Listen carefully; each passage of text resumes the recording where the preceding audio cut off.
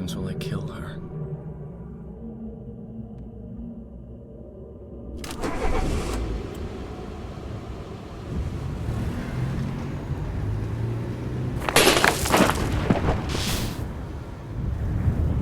Sophia!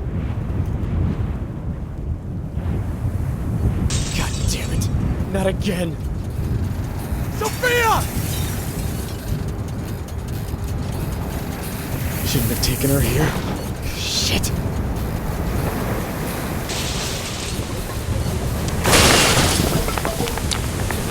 Sophia, where are you? Call out to me, please! Sophia!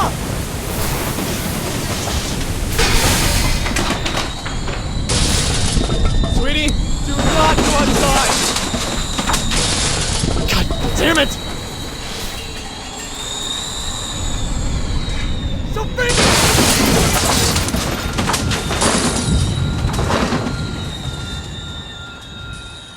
You baby, please. Please, baby, don't do this to me. Where are you? Sophia!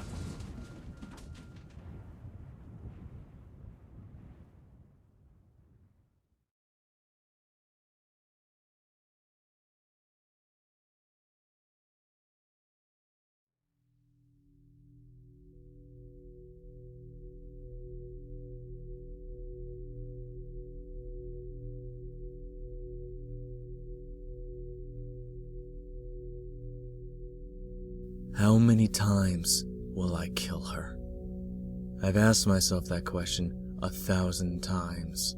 It was always there, flying around my head like my own personal vulture, waiting for me to die and scavenge my corpse.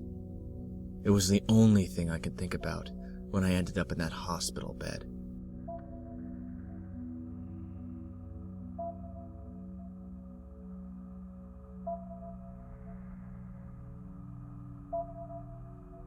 But I can't really blame the tornado, can I? What can you expect from a force of nature? I was the one who chased it. My obsession.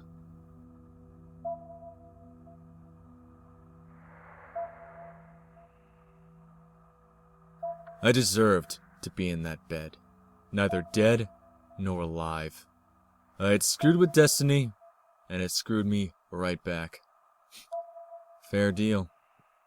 It was also reassuring to know that I couldn't harm anybody else, as long as I was in a coma. That was the type of nonsense I had to tell myself to keep me on the path.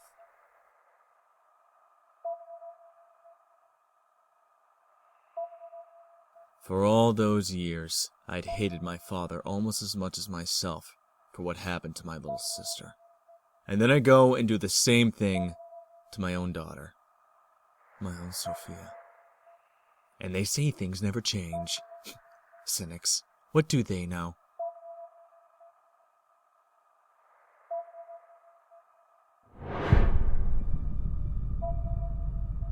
I'd put Sophia in danger, taking her with me on the job. Severe weather phenomena. It's more exciting than it sounds. Extreme weather. There's some radical 90s slang for you. My reckless father had done the same thing with Sophia and I. At least this time she didn't suffer. Well, had I known. But I didn't. Not yet. It wasn't really a choice for me to make. I will never know what lies beyond the red light. But I had this sneaking suspicion that I never could have known anyway, that any pretense of free choice was merely an illusion. I could only accept the path that was laid down before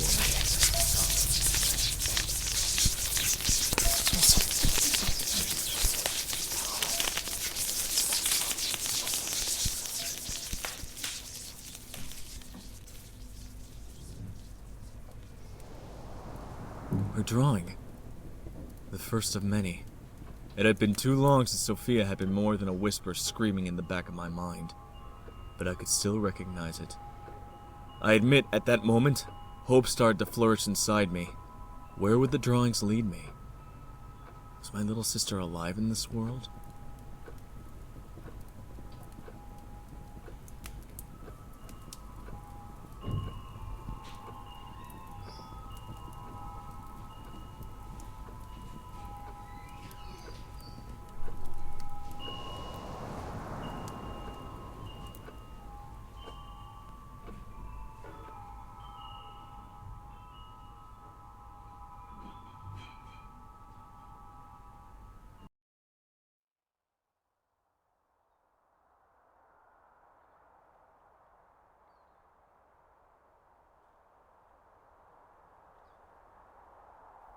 Like my father before me, I had spent all my life studying weather phenomena. I thought I was different. I thought I was doing it to pay my debt to Sophia. I was wrong. But all that work couldn't have been for nothing. I was told my very first published study on the hazards of road fog was all sorts of helpful. I was rather proud of that one. And now, of course, to get to Sophia, I had to bend fog to my will. That'd be the first of many, too.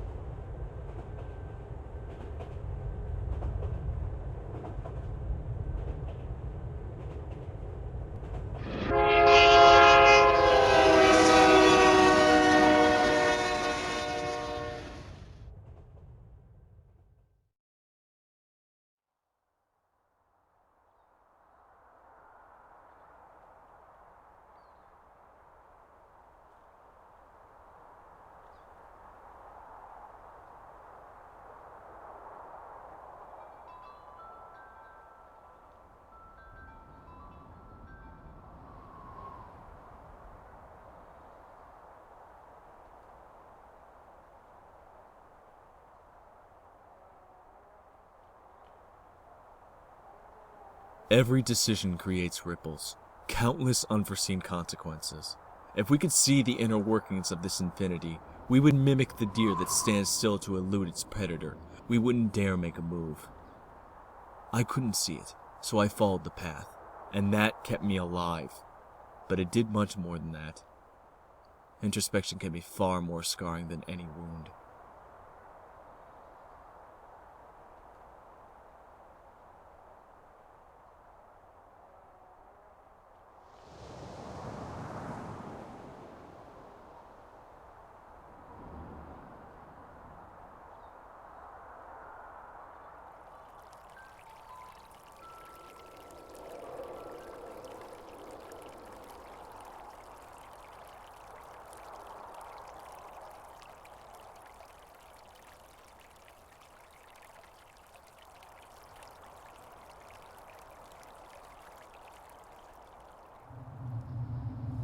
First, I saw myself reflected in the shallow sea, and I wept. Then fear found me deep in the bottomless belly of this world. Time unraveled in the forest. It was much later, in the world of ice, that I fought against the demons that had been passed down to me, father to son. And finally, on the heavens and at the sacred tree, the truth of my maker. For all that, solitude and sorrow were my true, faithful companions in the path of Thalamus. They consumed the beauty of this realm, making it gray and hopeless. The only thing that mattered was moving forward. Only the path remained. How would I find her otherwise?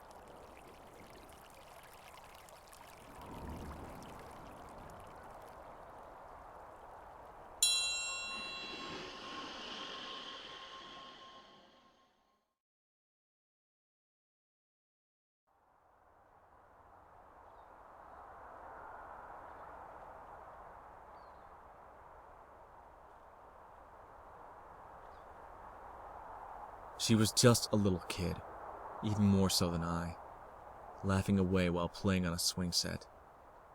I saw it coming before she did, and I ran and ran and ran and didn't look back until I was safe, all the way up in a tree. It was all over in a split second. No dramatic exit. And suddenly, she was gone.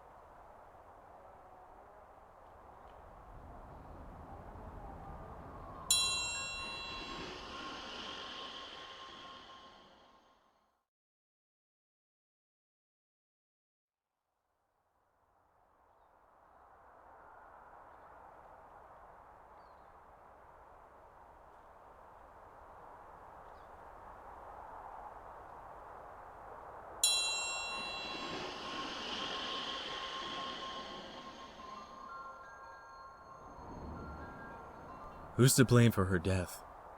The tsunami did what it did, no point in blaming God or fate. So I looked in the mirror as I had many times before, and reflected back on it. I saw guilt. My father shared some of the burden, but it was mine. My guilt. My fault.